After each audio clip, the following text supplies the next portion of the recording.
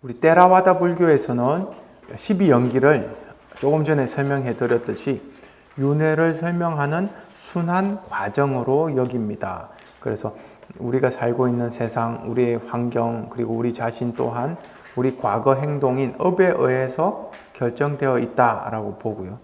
우리 과거와 현재와 미래생 사이에는 인과의 고리가 계속 존재한다는 겁니다. 그것을 12가지 고리로 설명한 것이 12연기입니다. 그래서 아까 말씀드렸듯이 처음에 둘, 무명행, 이거는 과거세를 이야기하는 거고, 과거세의 무명에 의해서 그리고 지었던 행, 욕망의 업에 의해서 이 생이 펼쳐진다. 그래서 이제 그 다음 7이 나오죠. 식, 명색, 촉입니까? 무명행식, 명색, 육입, 촉, 수, 그 다음에 애취, 유, 이렇게. 그걸 이제 현재세를 말하는 겁니다. 그리고 노사, 생노사. 그거는 미래세를 이야기합니다. 다시 태어나는 거. 그래서 이렇게 때라와다 불교에서는 그런 식으로 이야기하는데, 반야사상을 말하는 그 대성불교에서는 연기를 바탕으로 공을 훨씬 더 이야기를 많이 하죠. 그래서 일체가 상호 의존 관계에 있다. 그렇기 때문에 모든 것은 비어 있다. 공하다. 그 이야기 많이 하죠. 그래서 상호 의존적인 현상 이거 자체는 모든 존재가 비어 있음을 이야기하는 거다. 공에 대해서 공은 비어 있다라고 이야기하는데, 다른 말로 그것의 본성이라는 거는 어떻게 영구불변의 본성, 본질 이런 건 없다라는 겁니다. 어떤 것이든 간에. 그죠? 근데 우리는 왜 자꾸 그걸 있는 것처럼 느낄까요? 어떤 사람을 만나도 그 사람의 본성이 마음속에 저 사람 안에 존재해 있는 것 같이 느껴지고, 어떤 대상, 물건을 만나도 이것은 마치 앞으로 100년 동안 안 변할 것 같이 그렇게 느껴지고, 그리고 어떤 사건을 접해도 계속 앞으로 그 사건이 있을 것 같은 그런 약간 미망에 빠져 살죠. 여러분은 그렇게 생각해 본 적 없으세요?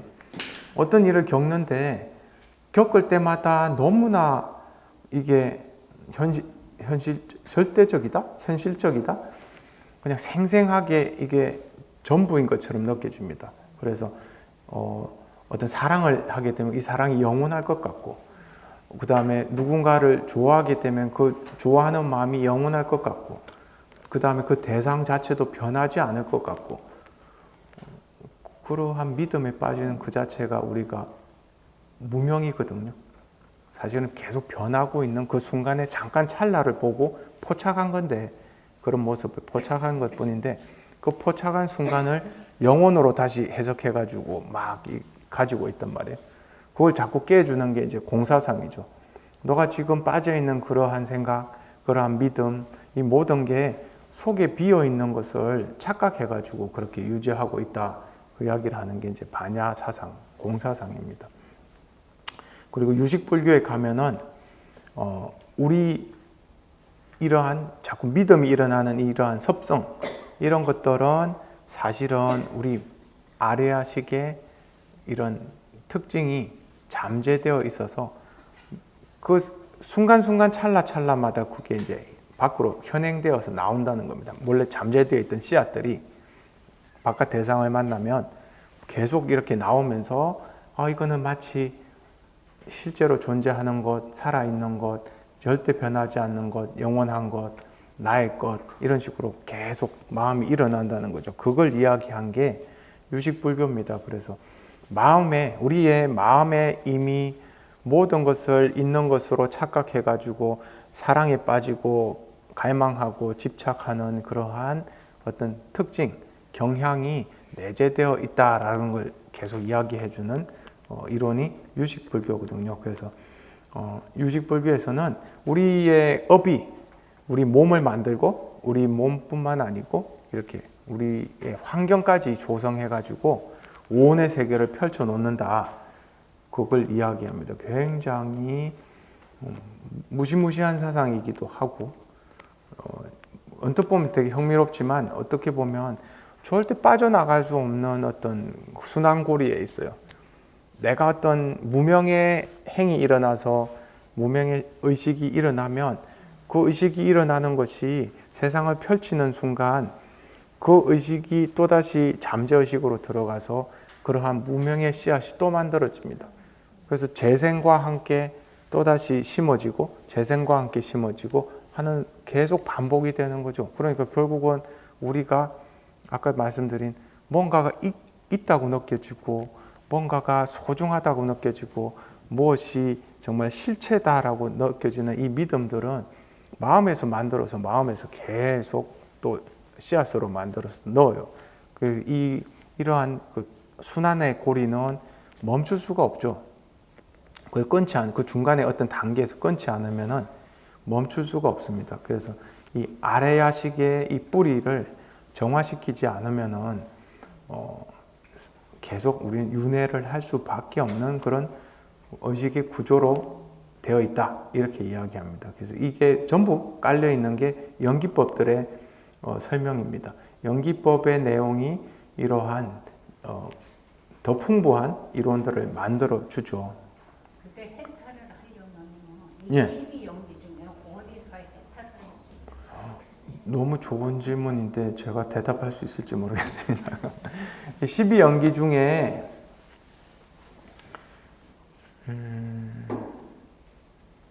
우리가 이제 무명에 빠졌다라고 하는 거는 여기 책에도 나옵니다만은 세상을 볼 때 사성제로 볼 줄 모른다 이 말이거든요.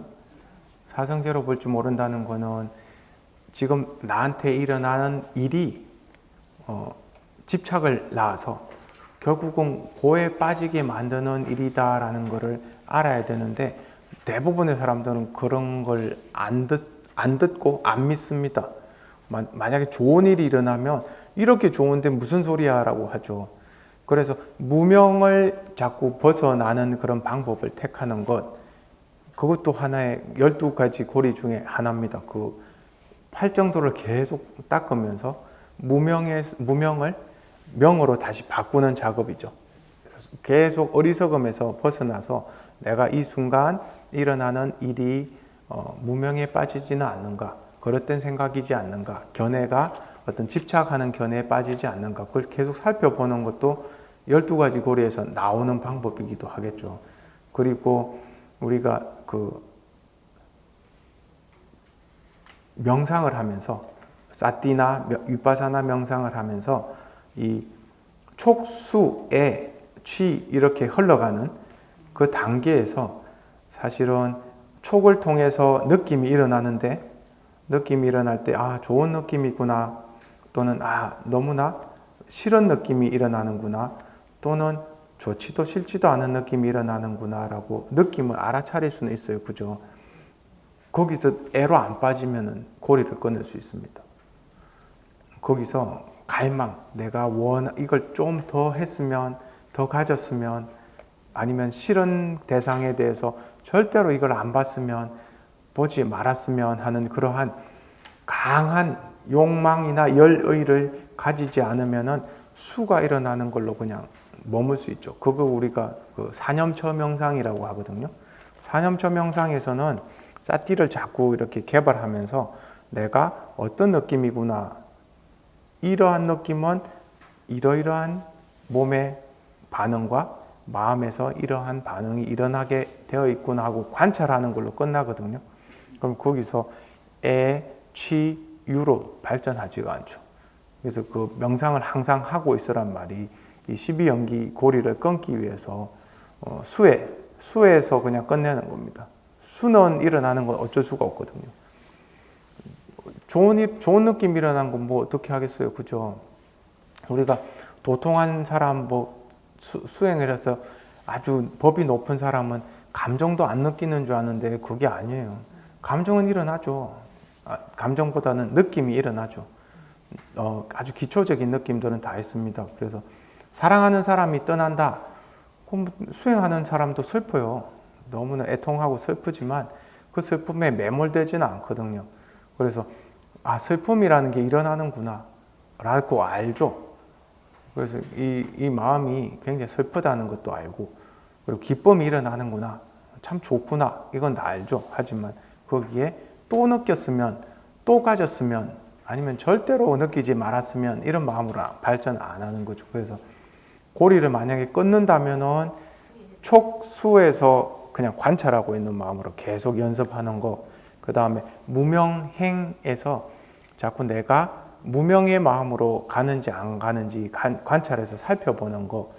그래서 무명을 명으로 바꿔주는 겁니다. 여기서 12연기에 고리에서 설명이, 무명이 보면 올바른 지혜에 상대되는 개념으로 일체를 그대로 보지 못하는 것. 일체를 그대로 못 본다는 말은 연기의 진리로 못 본다는 겁니다. 서로 의존해 가지고 있는 것일 뿐이지 이거 하나만 특별히 잘나서 있는 게 아니구나. 우리가 정말 천신만고 노력 끝에 뭔가를 이뤘을 때 먼저 드는 생각은 내가 이걸 해냈다라는 그런 마음이잖아요. 근데 사실 그게 내가 해낸 게 아니고 여러 가지 조건이 이렇게 떠받쳐져 가지고 그 일이 일어난 거거든요. 내가 해냈다라는 것은 무명에 빠져 있는 거고, 여러 도움으로 여러 가지 조건과 상황이 맞아서 결국 이 일이 일어났다. 그래서 기쁘다라는 게 이제 연기로 아는 거죠. 그래서 그런 식으로 생각할 줄 아는 어떤 습관이 들면은 무명에서 많이 벗어나겠죠. 근데 대부분 우리가 고통이나 그 원인을 모르면은 잘못된 것에서 자꾸 그 행복을 찾거든요. 그럼 다시 무명에 빠지죠. 행복을 찾는다는 거는 여러분들 비교해 보시면 아는데, 내가 했고 저것이 있고 저것은 실체가 있다. 이것은 내가 한 것이다. 나도 실체가 있다. 이렇게 믿을 때 기쁨과 슬픔이 훨씬 큽니다. 그 감정의 그 수준이, 강도가 굉장히 세거든요. 근데 이것은 그냥 인연화합에 의해서 이루어진 것일 뿐이다라고 알고 있을 때는 큰 기쁨이나 큰 슬픔이 일어나지는 않거든요. 그래서 어떤 의미에서 사람들이, 특히 요즘 사람들 더 기쁘려고 노력하잖아요. 더 즐거우려고 노력하고. 그래서 즐거움을 누릴 줄 아는 사람들이죠. 요즘 사람들 보면. 어떻게 하면은, 어떤 단계를 거치면은 즐거움이 극대화되는 줄 알기 때문에 그러한 단계를 막 찾아가면서 하는 사람들이 있습니다. 아까 중독에 대해서도 말씀드렸는데, 중독 물질에 빠져 있는 환자 또는 도박 환자, 이런 분들 보면 자기들이 어떻게 해야지 도파민이 최고로 터지는지를 알아요. 그래서 그 단계를 차근차근 준비해요. 그 중독자들, 제가 예전에 상담했던 분은 멀쩡한 직장에 다니는데, 이제 직장에 다니면서 뭔가 따분해지기 시작하고 힘들어지기 시작하면 그때부터 하나씩 준비하죠. 마치 우리 여행 준비하듯이, 우리 여행 준비하면 되게 기분 좋잖아요. 여행 준비하는 이유도 도파민 수치를 좀 높이려고 하는 것도 있어요, 사실은. 그렇듯이 이분도 어디를 가야 되고 뭘 해야 되고 나중에는 어디를 꼭 들러가지고 거기를 가야 되고 해가지고 맨 끝에 가는 곳이 라스베가스입니다. 그렇게 일정이 정해져 있는데, 그 일정이 정해져 있는 걸 가만히 듣고 있다 보면은, 이 사람이 최고치의 그 쾌락을 누리기 위해서 준비를 하고 있구나. 그래서 그 상상만 하는 것으로부터 이제 즐거워지기 시작하죠. 그래서 우리가 즐거울 줄 아는 사람들, 즐거움을 누릴 줄 아는 사람들, 사실은 굉장히 깊은 무명에 빠져 있는 거죠. 모든 그 상황들, 단계가 실체시되어 있거든요. 정말 중요한 단계입니다. 자기들한테는. 이게 반드시 있어야 되고 실제로 세상에 존재하고 있고, 이것은 가상으로 만들어져 있다라고 생각 안 하죠. 근데 요즘은 이게 더 발달돼 가지고 가상세계라는 것도 이제 만들잖아요. 실제로 경험 안 하는데 오감을 다 충족시켜주는 그런 도구 안에서, 사실 그것도 무명에 빠지는 거죠. 그게 이게 진짜구나, 있구나라고 믿어버리면 그때 이제 착각의 세계로 빠지는데, 이 무명에 한번 빠지게 되면 이건 답이 없어요. 이거는 명상으로도 이렇게 어떻게 해결할 수가 있는 게 아니라서 일단은 이 12연기의 틀을 고리를 끊기 위해서는 내가 무명에 빠져 있다는 사실을 인정해야죠. 인정하고 올바로 보는 것과 올바로 보지 않는 것을 구별할 줄 알아야 되겠죠. 그걸 이제 자꾸 연습을 해야 되고. 그래서 조금 덜 재밌어도 괜찮다라고 이제 인정하고 사는 거죠. 너무 즐거우려고 하지 않는 것. 너무 즐거우면 너무 괴로워집니다, 나중에는. 그 즐거움을 누리는 사람들의 특징이 굉장히 예민해져 있거든요.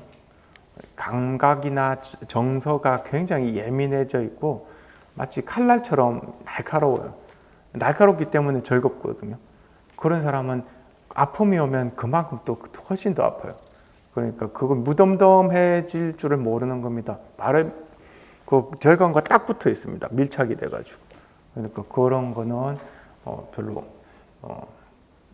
옳지 않다. 옳지 않다기보다 지혜롭지 않다라고 보고 이제 그 무명에서 벗어나는 방법들을 자꾸 이렇게 찾아 나가야 되겠죠. 그게 제일 좋은 게 팔정도라고 합니다. 팔정도를 자꾸 닦는 거. 그럼 여기에 아까 12연기를 다 본다 하나씩 읽겠다고 했는데 한 번씩 읽어볼게요. 그 정의를. 무명이라는 것은 아까 말씀드렸듯이 사성제의 틀을 통해서 경험을 이해하지 못하는 것. 그러니까 결국은 이 어떤 행위가 일어나면 그 행위가 즐거움을 주거나 괴로움을 줄 때 그것이 마치 실체라고 믿어버리는 것. 이게 무명에 빠져 있는 것.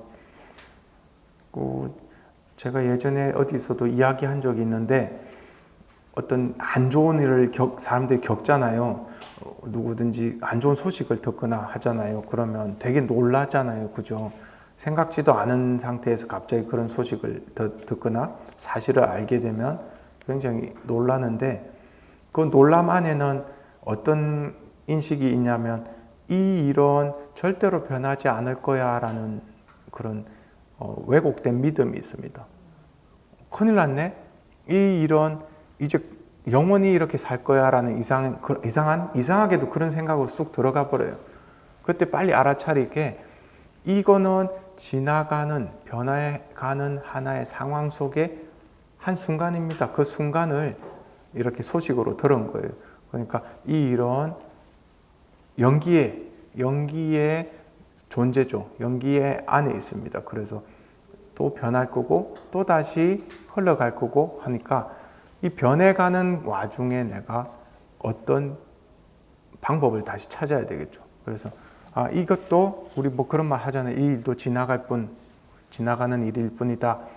힘든 건 맞는데 힘든 거에 매몰되지는 말아야 된다는 얘기죠. 그래서 이 무명이라는 거는 어떤 경험을 자꾸 실체시 해버리는 그러한 것을 무명이라고 합니다. 그래서 사성제의 틀이라는 거는 다른 말로 하면 연기하고 있다는 것을 이해하지 못하는 것을 우리가 무명이다 이렇게 이야기하죠.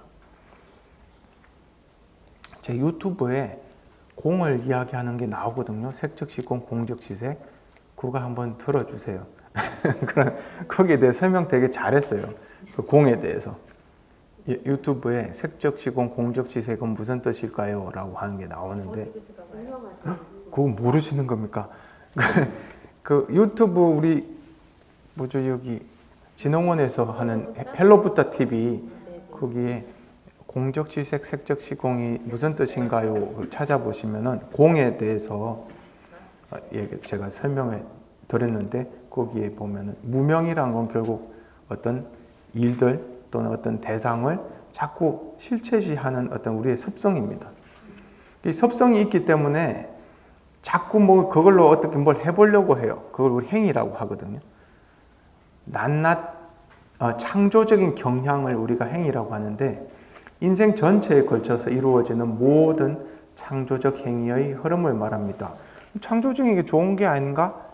좋은 게 맞죠. 어떤 일을 도모하려면 창조적이어야 됩니다. 그런데 우리가 무명에 의해서 집착된 대상을 자꾸 구체화하고 실제화하려고 일을 도모하는 것, 이게 행위거든요. 행의 가장 동의어로 동의어를 찾자면 욕구입니다. 욕구. 그래서 뭘 이렇게 취해서 뭔가를 도모하고자 하는 욕구죠. 그래서 우리가 무명행 이걸로 과거 전생의 업이라고 이야기하는데 그 업에 의해서 다시 이 생이 생기는 건데 결국은 우리가 태어난 세계가 욕망의 세계잖아요.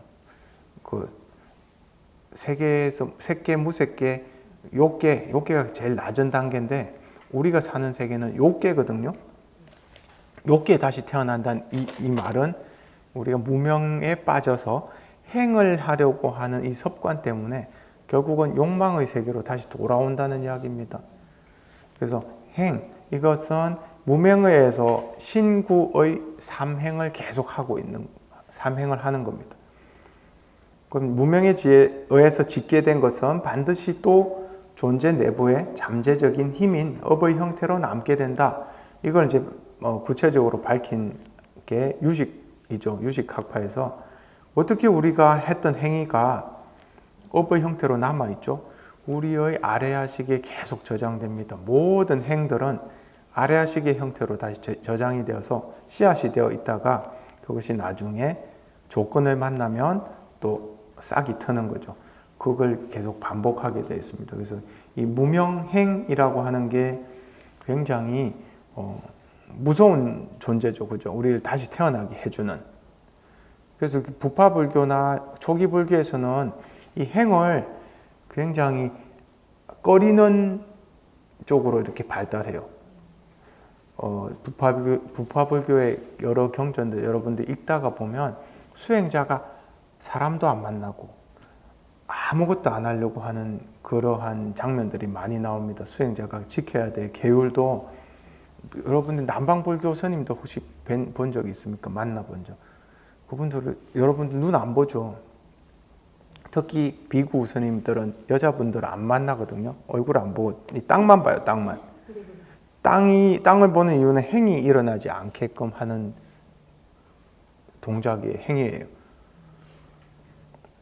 그래서 대승불교에서 그게 뭐야? 도대체 사람 사는 세상에 뭐 그렇게 살아? 이게 대승불교예요. 어떻게 보면. 대승불교는 그렇게 자꾸 피해 다니지 않고 뭐 비구 스님이 여자 보면 어때요? 마음을 일으키지 않으면 되는 거지. 그래서 오히려 더 익숙하게 그 환경을 서로 자꾸 상호작용하는 쪽으로 만들어 가지고 더 큰 원으로 우리 아래아식을 정화하도록 하자는 게 대성 쪽의 이야기고요. 부파 쪽에서는 되도록이면 행을 하지 말고 업을 쌓지 말자라고 하는 쪽으로 들어가죠. 그래서 초기 불교 공부하다 보면 좀 힘 빠져요.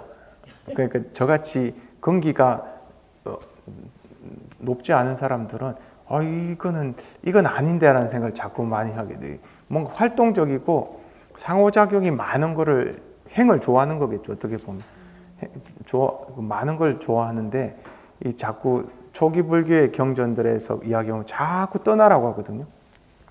자꾸 짓지 말고 떠나라고 하는데 어쨌든 그런 경향이 있습니다. 초기 불교에는 초기와 부파 불교의 어떤 가르침에는 그런 게 좀 있습니다. 그래서 대성불교가 좀 보면은 그 세속에 잘 맞게 만들어져 있는 불교죠. 그리고 이제 행식이라고 하는 게 나오는데 무명행식, 행을 조건으로 해서 식이 발생한다 이 말이 행이 식을 만들었다는 뜻은 아닙니다. 행이 식의 씨앗을 이제 지탱해 준다는 거죠. 식의 씨앗, 그 조금 전에 있던 식이 계속 현행 유지될 수 있게끔 조건이 되어서 행이 이렇게 지탱해 준다는 뜻이지. 연기법을 공부하다 보면 결국은 12개의 고리가 서로를 계속 서로 지탱해 주는 연이 되는 겁니다. 연해가지고 있는 게 12개가 순서적으로 하기도 하지만 서로가 동시에 지탱해 주고 있습니다. 그래서 행을 조건으로 해서 식이 발생한다. 식은 오온의 하나로서 의식의 과정의 흐름 전체를 가리키기도 하죠. 우리 오온에서도 식이 나오고 또 식은 지난 시간에 말씀드렸습니다만 업식이라고 해가지고 윤회의 과정에서 능동적인 동인이라고 하는 이제 움직이게 만드는 원인이 되고 모체의 자궁 속으로 들어가는 것이다라고 후대 불교에서는 설명해 줍니다.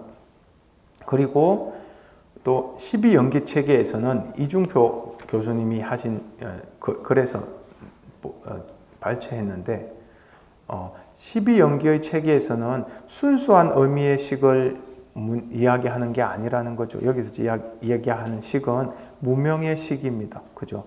그래서 무명의 바탕을 해가지고 행의 조건에서 일어난 식이라고 하는 것은 순수한 의미의 식이 아니고 자꾸 대상을 분별하면서 그걸 실체시하는 그런 의식을 지금 이야기한다라고 이야기합니다. 그래서 무명에 의해서 행을 분별하는 의식을 여기서 식이라고 합니다.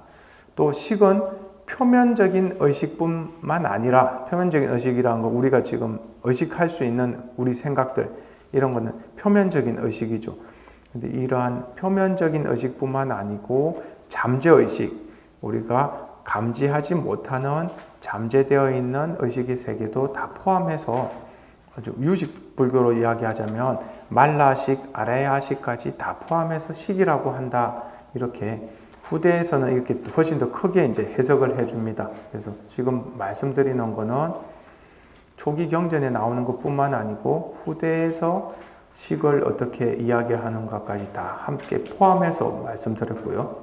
그 다음 명색이란 거는 정신과 물질이라고 한다고 했습니다. 그래서 우리가 오온을 다른 이름으로 명색이라고 한다고 했죠. 그래서 수상행식 이렇게 가르쳐 준다고 했고, 그게 명색을 조건으로 해서 육처가 있다. 이렇게 육처가 뭐냐? 감각기관 그리고 의식을 일으킬 수 있는 몸의 어떤 정신적인 기관, 우리가 쉽게 이야기하면 뇌라고 할 수 있죠. 그래서 눈, 귀, 코, 혀, 몸 그리고 뇌 이런 것들이 육처가 되어서 사람이 세계와 관계할 수 있도록 계속 정보를 받아들이고 해석할 수 있도록 해주는 것. 그리고 육처에 연하여 촉이 있다라고 하는 것은 이러한 감각기관의 능력과 의식기관의 능력을 통해 가지고 바깥 세상과 만날 수 있습니다. 그걸 바깥 세상과 만난 걸 촉이라고 하는데, 촉은 지각을 일으키는 일종의 심적인 힘을 이야기하고, 중생들은 명색을 육처로 인식한다고 생각하고 있기 때문에 6가지 그 기관을 통해서 내가 뭔가를 인식한다라는 느낌을 일으킨다라는 거죠. 그리고 수는 촉을 조건으로 해서 수가 있습니다. 촉이 일어나면 수가 일어날 수밖에 없다고 말씀드렸어요. 그래서 수는 즐거운 여기 감정이 아니고 좀 더 정확하게 말하면 느낌이죠. 감정은 훨씬 더 복합적인 걸 이야기하고요.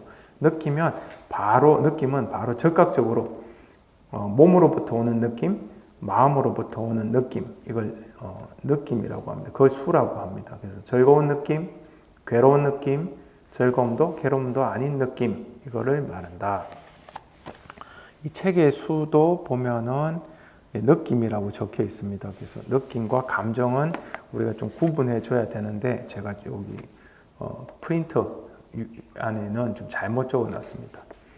그 다음에 수가 일어나면 수를 연하여, 수를 조건으로 하여 애가 있다. 애는 이제 탄하라고 부르는데, 이 탄하라는 뜻이 보통 그냥 사랑, 갈증 이런 게 아닙니다. 엄청나게 강한 갈망입니다. 갈망. 그래서 탄하라는 말이 굉장히 수행자한테는 두려운 말이거든요. 탄하가 강하면은 이게 수행하기가 굉장히 어렵습니다. 그래서 보통 수행자들은 탄하가 일어나기 전에 그것의 씨앗을 이제 아예 줄이죠. 소멸시키죠. 그래서 그게 일어나지 않아야지 마음이 평온합니다. 세계와 자아를 존재로 인식하고 있는 중생들이 대상으로부터 생기는 고락의 감정에 기초해서 좋은 것에 대한 너무 심한 애착심, 싫은 것에 대한 너무 심한 정오심을 지니는 걸 말합니다. 그래서 또 애를 끊는다라고 하는 이야기는 좋은 것에만 해당하는 게 아니고 여러분들이 싫은 것도 있죠. 살다 보면 정말 싫은 것도 있잖아요. 난 절대 저건 못해. 저 사람과 함께 있을 수 없어. 그것도 똑같이 탄하입니다. 탄하. 애입니다. 그래서 애가 강하다라는 거는 싫고 좋고가 강하다는 거거든요. 그래서 그런 거는 좀 생각을 바꿔야 될 필요가 있죠. 뭘 그걸 그렇게 싫어하냐 이 말입니다. 뭘 그렇게 좋아하냐와 마찬가지로. 그래서 이게 애가 잘 조절되지 않으면은 컨트롤이 되지 않으면 취에 빠집니다. 취는 이제 이거는 어떻게 할 수도 없어요. 옆에서 뜯어 말려도 되지 않는 겁니다. 맹목적인 애착인데 우리가 아까 중독 환자들 이야기도 했습니다만은 중독 환자들은 이 취가 정말 맹목적입니다. 이거는 상담을 하다 보면 그것을 취하기 위해서 그 중독 대상을 취하기 위해서 어떤 거짓말이든지 할 수 있는 정도로 강한 애착을 갖고 있거든요. 그래서 이 취가 굉장히 무서운 어떤 마음 작용입니다. 그래서 맹목적으로 어떤 애착을 느끼는 것, 올바르지 못한 집착, 그리고 이 취가 계속 정장을 해서 존재가 형성된다 이렇게 말합니다. 그래서 유는 취의 작용의 결과로 나타나는 건데 성장과 변화라는 뜻을 가지고 있습니다. 우리가 일반적으로 성장이나 변화는 굉장히 좋은 뜻으로 이야기하지만 여기서는 업력의 성장 그리고 업력의 하나의 존재가 되어가지고 내생의 태어남을 예약해 버리는 겁니다. 다시는 어떻게 할 수가 없습니다. 다른 방식으로 이 유를 없애지 않는 한 다음 생으로 이어지는 이러한 세계가 만들어지게 됩니다. 그래서 여기 다음 생으로 이어지는 세 가지 존재의 상태를 말합니다. 감정이 격앙되면 좋거나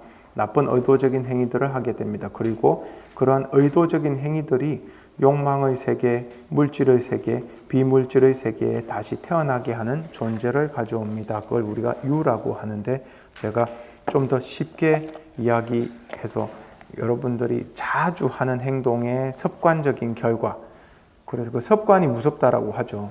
습관은 꿈꾸면서도 할 수 있거든요.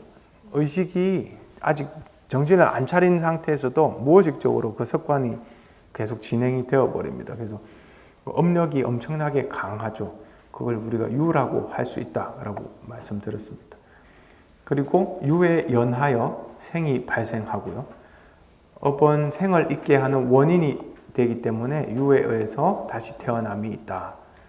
그리고 다시 태어나면 우리는 생을 굉장히 좋은 것으로 이제 여기기도 합니다만은 불교에서는 생을 조건으로 해서 결국은 병듦이 있고 늙음이 있고 또 죽음이 있고 또 그와 뿐만 아니고 정신적인 고통들이 있기 때문에 결국은 생노사 이거를 우비고뇌라고 표현하기도 합니다. 그래서 이렇게 12가지 고리가 있습니다. 이 12가지 고리를 가지고 시대적으로 불교가 되게 다른 어떤 사상으로 공사상이나 또는 불교의 유식사상이나 이런 식으로도 발전했지만 또 철학 쪽에서도 많이 갖다 쓰기도 하고요. 서양 철학에서 그 연기법을 또 심리학에서도 많이 씁니다. 연기법을 연구해가지고 요즘은 예전에 저희가 공부할 때하고 많이 달라져가지고 심리학 쪽에서도 이제 명상 또는 불교의 어떤 이론 이런 거 굉장히 쳐주거든요. 그래서 그거를 공부하면서 그 이론을 가지고 심리치료 프로그램이나 기법으로 만들어서 많이 써요. 그래서 그러한 그런 걸 연구하는 게 우리가 이제 불교 심리학인데 이런 것도 하나의 마음 훈련법이 됩니다. 잠깐 소개해드리자면은 이것도 연기법에 근거해 가지고 하는 거예요. 만일 이게 이제 여기 무명부터 읽어볼게요. 무명, 무지, 무명은 우리가 겪는 온갖 문제의 근원입니다. 마음의 본성에 대한 무지이고 실체에 대한 믿음으로서의 무지입니다. 그래서 이 상황에 대한 무지가 이렇게 형성이 되어버리면은 이거는 나오기가 참 어렵죠.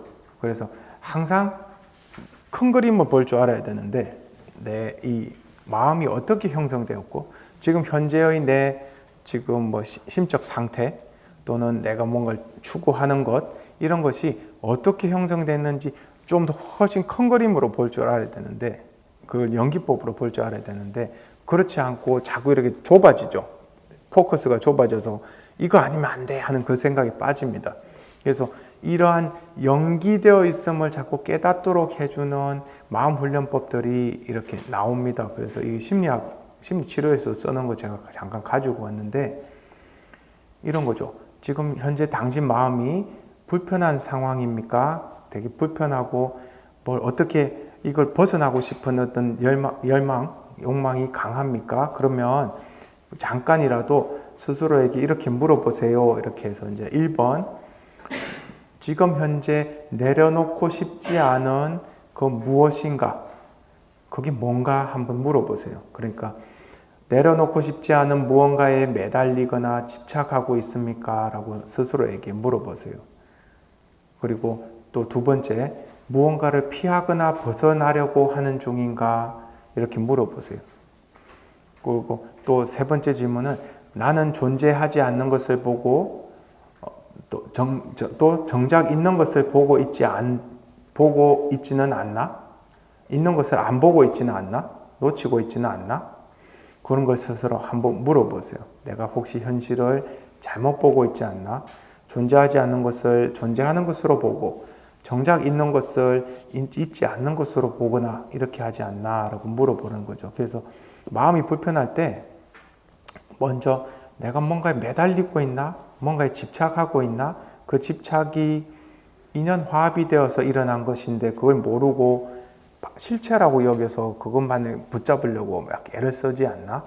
그렇게 물어보면은 조금 마음이 진정되면서 그 주변에 조건들이 같이 보일 수가 있습니다. 조금 전에 어떤 마음이어서 지금 내가 이러한 불편한 상황이 됐는지도 알 수 있고 내가 어떤 뭔가 하고 싶은 것 반드시 이걸 해야 되겠다라고 하는 어떤 열망이 사로잡혀 있는지 그걸 자꾸 알아보고 알아차리려고 애를 쓰는 것 이게 연기법에 기초해가지고 내 마음을 이렇게 살펴보는 마음 훈련법이거든요. 이런 거를 자꾸 이제 마음 훈련법에서 쓰기도 하고 또 아까 제가 수업 전에 잠깐 보여드리려고 했던 필름을 한번 보여드리겠습니다. 이것도 시사하는 바가 큰데 이거 뭐냐면요. 아프리카 원주민들이 뭐 부시맨이라고 하는 아프리카 원주민이 원숭이 사냥하는 방법이거든요.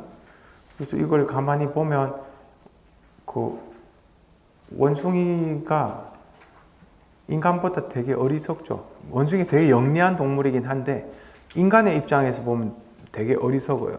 그 어리석은 이유는 자기가 생각하는 그 생각에 빠져가지고 거기서 못 벗어나는 것 때문에 그렇거든요.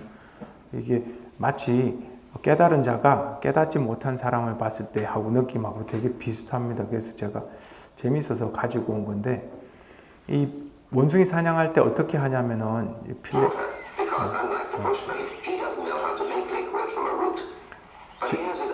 지금 보시는 이게 모래탑이 아니고 진흙으로 되어 있는 그런 탑이죠. 거기에다가 이제 원주민이 나무 막대기 길다란 걸 들고 와가지고 구멍을 계속 파거든요. 아주 깊이, 그렇게 깊지는 않습니다. 원숭이 팔 하나 들어갈 정도로만 파면 됩니다. 그 안에다가 곡식을 넣어요. 곡식을. 원숭이가 좋아하는 음식을 이렇게 보는 데서 넣어요. 그럼 원숭이가 멀리서 보고 있어요. 안 본 척 하면서 계속 보고 있단 말이죠. 영리하니까 이게 사태가 어떻게 돌아가는지 압니다. 그리고 나서 이 사냥꾼이 살짝 자리를 비워주면 안전하다고 생각할 때 와가지고 그 구멍 안에다 손을 쑥 집어넣어서 한 움큼 진단 말이에요. 그럼 지면 어떻게 돼요? 주먹이 커지니까 쥐기는 쥐었는데 빠져나올 수가 없어요. 이 손을 다시 풀어야지 나올 수 있는데 이 쥔 거에 너무나 기분이 좋고 기뻐서 이거 계속 쥐고 있습니다. 그때 이제 다시 사냥꾼이 와가지고 원숭이를 잡아요. 원숭이가 사냥꾼이 오는 걸 보면서도 이걸 놓지를 않아요. 그건 마치 우리가 취에 빠져 있을 때, 집착에 빠져 있을 때, 인간의 모습하고 되게 비슷합니다. 그래서 그걸 보여드리는 거예요. 근데 원숭이 바분이라고 하는 원숭이인데 멀리서 보고 있습니다. 지금 곡식을 이렇게 넣어주죠.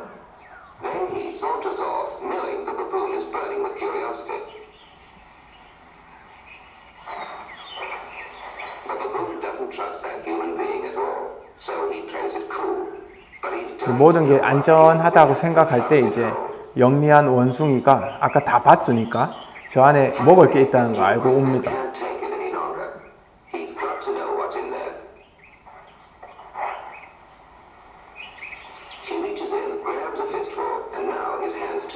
이제 잡았어요. 잡았는데 안 빠지잖아요. 그때 이제 사냥꾼이 달려가면 놀래가지고 빨리 도망을 가야 되는데 잡은 걸 놓지를 않아요.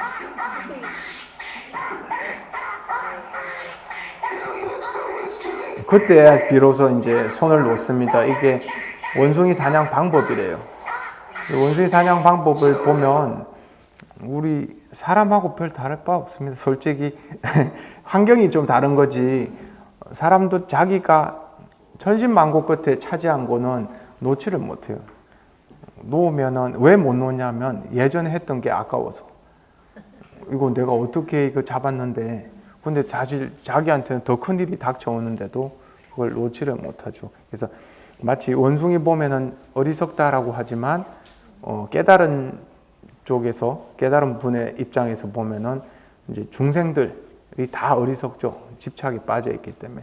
그래서 이 한 움큼 쥐는 이게 우리가 취라고 합니다. 쥐고 못 놓는 겁니다. 놔야 되는 줄 알아요. 머릿속에서 놓으라고 계속 명령하는데 도저히 못 놓겠는 거예요. 그래서 이게 애착이 강하면은 그만큼 떼기가 어렵습니다. 그래서 그게 하루아침에 떼는 게 아니고 서서히 정화시키는 거죠. 그 정화 작업을 우리가 팔정도라고 하거든요. 그래서 개를 지키는 것으로부터 시작해가지고 차근차근 이제 자기를 만들어 나간다, 이렇게 말할 수 있습니다.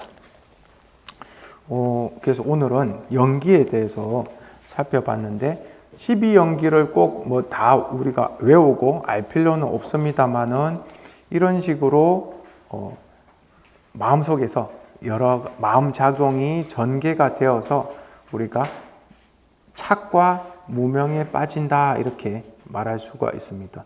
제가 94페이지 읽으면서 마무리를 할게요. 결국 진리에 대한 무지가 있으면 그로 말미암아 태어나고 죽는 중생의 괴로운 존재 방식이 있게 되므로 태어나고 죽음을 근본적으로 극복하기 위해서는 진리에 대한 무지를 없애야만 한다.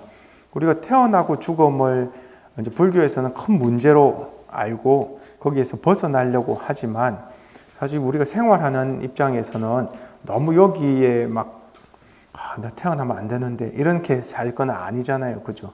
그래서 태어나고 죽음을 근본적으로 극복한다라기보다는 일상생활에서 집착에 빠지지 않고 무지에 빠지지 않기 위해서 자꾸 연기를 되돌아보면서 모든 것이 인연 화합이 되어서 일어나는구나 라고 자꾸 되뇌이는 게, 그게 중요하겠죠.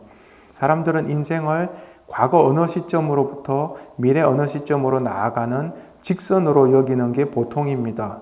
사실 우리 마음속에는 항상 내가 태어난 그 시점에서 어떻게 성장해가지고 어떤 일을 겪어서 싫은 일은 다시는 안 겪어야 되고 좋은 일은 더 또 많이 겪어야 되고 그렇게 하면서 미래에는 더 좋은 일이 일어날 거야 라고 하는 직선적으로 이렇게 하나의 상상을 가지고 살고 있습니다. 그게 보통 대부분의 사람들이거든요. 그 안에는 이제 자기라고 하는 정체성이 딱 자리 잡고 있죠.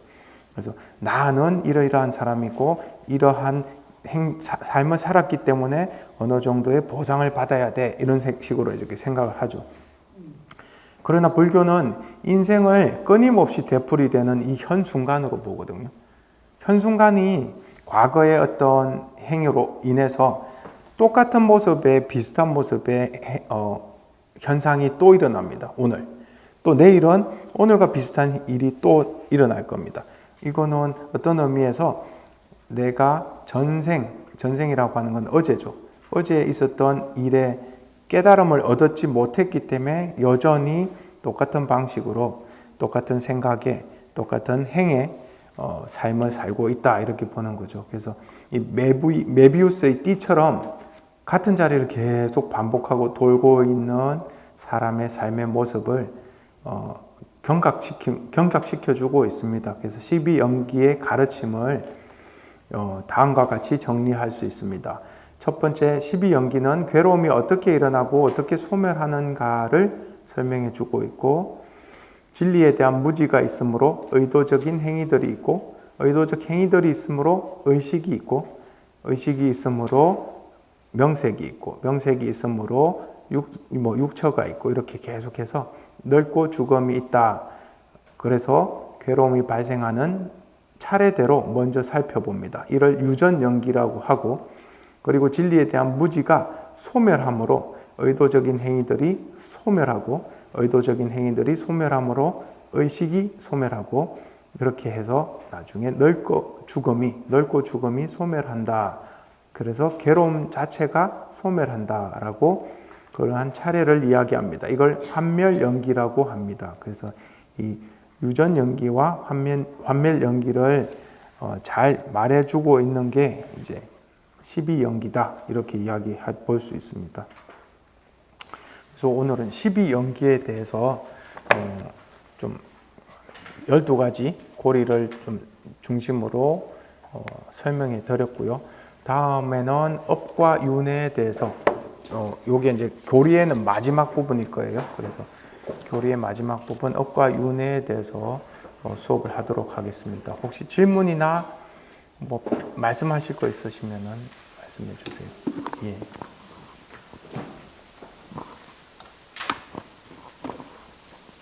십이연기에 대해서 이렇게 배우다 보니까 예. 처음에는 이해가 되는 듯하고 그러다가 또 깊게 생각해 보면 헷갈리는 부분이 있는데요. 예를 들자면 행 예. 그리고 취는 굉장히 비슷한 면이 있는 것 같아요. 그리고 네. 또 유와 식도 예. 알고 있다고 생각이 되다가도 이 두 개의 차이를 스스로 설명해 보려고 하면 알쏭달쏭하거든요. 예. 그래서 이걸 비교해 보고 그들의 차이가 뭔지를 좀 알면 좋을 것 되게 같아요. 좋습니다. 그렇게 하나씩 어떻게 보면 구별해 보고 또 비교해 보고 이게 뭘 뜻하는 거고, 심지어 내 마음에서 드는 게 어떤 작용을 지금 말하는 이름을 붙일 수 있을까 이렇게 알아보는 거 되게 도움이 되죠. 취라고 하는 거는 애착이라고 해서 강한 애착인데, 그것과 행에 의해서 사실 애착이 생기는 건 사실이에요. 근데 행이라고 해서 반드시 애착만 생기는 건 아니거든요. 행은 마음의 어떻게 보면 움직임, 흐름, 방향성 이런 걸 이야기하기 때문에 좋은 행은 오히려 유의의 세계를 떠나게 해주죠. 그래서 우리 팔정도에서 보면은 팔정도를 닦는다라는 거는 무루의 행입니다. 무루의 행이라고 하는 이름은 똑같이 붙이는데 그건 무루의 행입니다. 번뇌가 없는 행을 계속 닦아서, 번뇌가 없는 행에는 취가 일어나지를 않거든요. 그렇죠. 연결고리로 이렇게 보면은 무명행식 할 때 그 행은 어리석음의 행, 다시 말해서 유루의 행인데, 유루의 행이 이렇게 전개되다 보면 결국 취가 되어서 취 다음에 유가 나오죠. 유는 이제 다음 생을 기약하는 하나의 존재가 형성된다고 해서 훨씬 큰 덩어리입니다. 그게 아까 식과 유가 구별이 안 됩니다 하는데 그것도 되게 좋은 말씀이세요. 유는 자꾸 습관화되어 가지고 자동적으로 무의식적으로 일어나는 어떤 습관적 행위들. 근데 식은 그것보다 훨씬 더 범위가 크죠. 식은 그러한 습관적 행위뿐만 아니고 여러 가지 생각들 또 여러 가지 것들을 다 담고, 심지어는 감정, 느낌, 상상 이런 다른 마음의 작용들을 다 싸서 안고 있는 큰 장일 수도 있고요. 그걸 식이라고 하고, 유는 여러 집착하는 것들이 반복되면서 만들어진 아주 단단한 섭벽이라고 하죠. 섭벽이 형성된 겁니다. 그래서 식 안에 있는 하나의 그 종자로는 있을 수 있는데, 그거를 식과 구별이 안 된다. 식과 구별이 안 된다는 생각은 아마 식도 하나의 업식이라고 생각하셔가지고 업의 덩어리라고 보시고, 또 유도 업의 덩어리라고 보셔서 아마 비슷하다고 생각하실 건데, 식은 그것보다는 불교에서 가장 큰 범위의 그 개념입니다. 마음 자체를 이야기하기도 하거든요. 그래서 그건 어떻게 설명드릴 수가 없는 게, 저희가 그냥 정신 그 자체를 우리가 식이라고도 하기도 하니까. 그래서 12연기 안에서 유는 뭐 식과 비슷하기도 합니다만은, 식 전체로 이렇게 따지자면은 식 안에서 유가 일어나는 거죠. 그래서 그 유는 하나의 형성력을 만들어 가지고 내생의 업이 다시 발현하게끔 만드는 하나의 큰 씨앗이 된다, 이렇게 볼 수가 있죠. 근데 그 씨앗을 담고 있는 것은 다시 식입니다. 그래서 식이 훨씬 더 큰 존재로 계속 윤회를 하고 있다, 이렇게 볼 수가 있겠습니다. 예. 그 조금 전에 행과 취는 말씀을 드렸죠. 예. 행은 무루의 행도 있을 수 있다라고 했습니다. 그래서 마음을 어느 대상에다가 갖다 붙이느냐, 또는 마음을 어느 방향으로 가느냐가 중요한 거라고 이야기했어요. 그래서 대성불교에서 행을, 아까 우리 자꾸 행을 하지 않으려고 애를 쓰는 게 이제 우파불교 쪽에서 하는 거였다면은, 대성불교에서는 좋은 행을 하자는 거죠. 좋은 행을 해가지고 우리의 마음을 훨씬 더 좋은 종자로 바꾸자라고 하는, 좋은 씨앗을 심자라고 하는 게 대성불교의 취지입니다. 그래서 그게 훨씬 적극적이고 능동적이라서 굉장히 좋은 취지로 볼 수 있죠. 그래서 행은 좋은 행도 있습니다. 무루의 행이라는 게 있을 수 있습니다. 예. 네, 감사합니다. 네.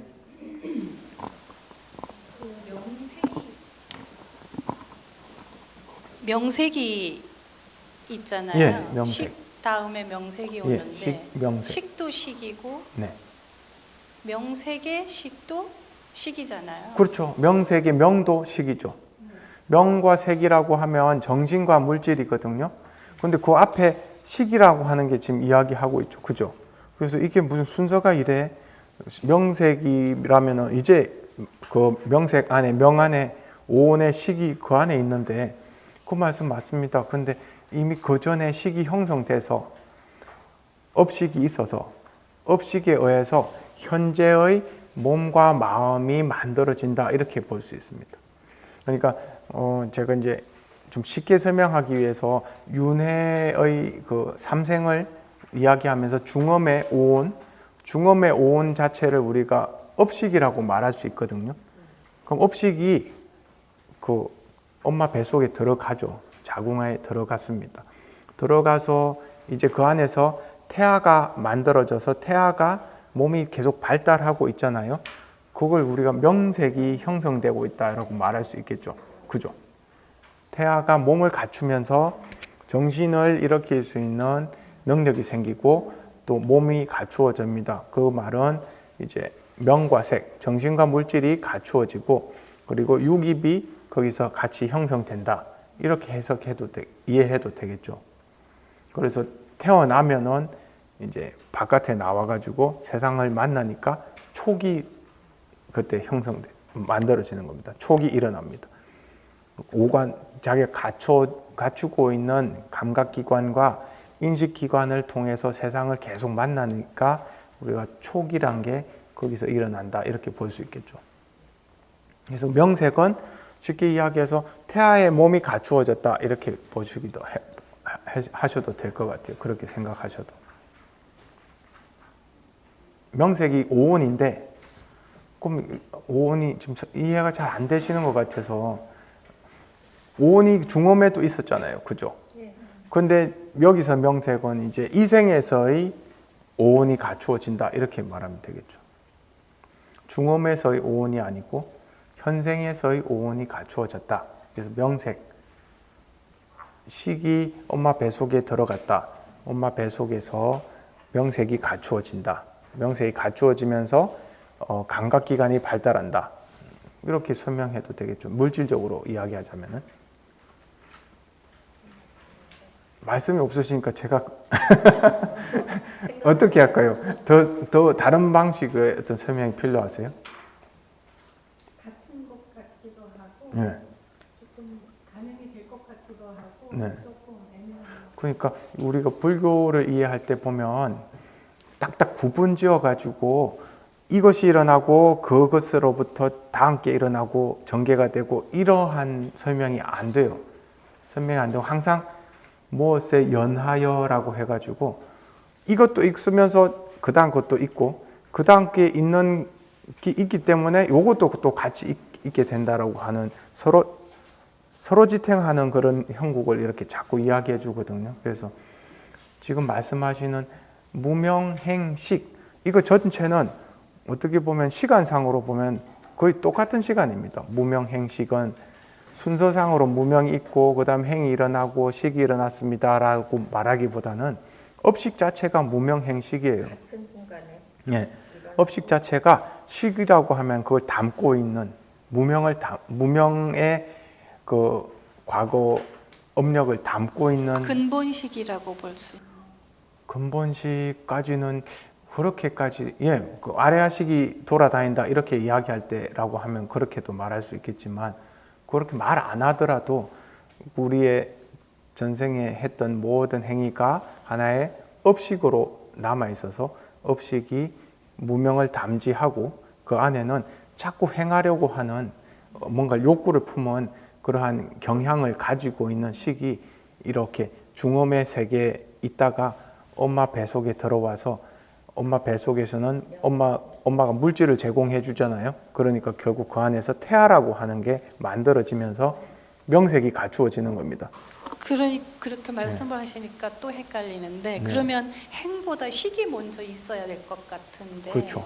그래서 아까 제가 말씀드리기를 무명행식이 어떤 선후관계를 이야기한다기보다는 맞습니다. 식이 먼저 있어야 될 것 같죠. 식은 언제나 있습니다. 그게 이제 그 유식불교에서 하는 이야기인데 식은 언제나 흐르고 있거든요. 죽어도 그 식의 흐름은 계속 이어지고. 오온 식이 있다라는. 네, 그렇죠. 그렇게 따지자면 중음에 오온이 있다는 것은 식의 흐름이 여전히 있다는 이야기입니다. 사후세계에도. 그러니까 식의 흐름이 있기 때문에 말씀하시기를 무명보다 더 빨리 있어야 될 것 같네요 라고 하지만 무명은 그 이전부터 있었죠. 그러니까 우리가 식이 계속 유지가 되고 있는 거거든요. 무명에서 벗어나면 식의 흐름도 이제 끝납니다. 예. 그렇기 때문에 순수로 무명보다 식이 먼저 있어야 될 것 같네요 라는 거는 말이 안 되죠. 무명이 있어야 무명이 행보다 그러니까 이거를 무명에 의해서 행이 일어나게 돼 있습니다. 왜냐하면 어떤 세상에 대한 욕구를 품는다는 것은 그 세상을 잘못 해석하고 있는 거거든요. 그럼 그 욕구를 품기 때문에 결국은 업력이 계속 형성이 되는 거잖아요.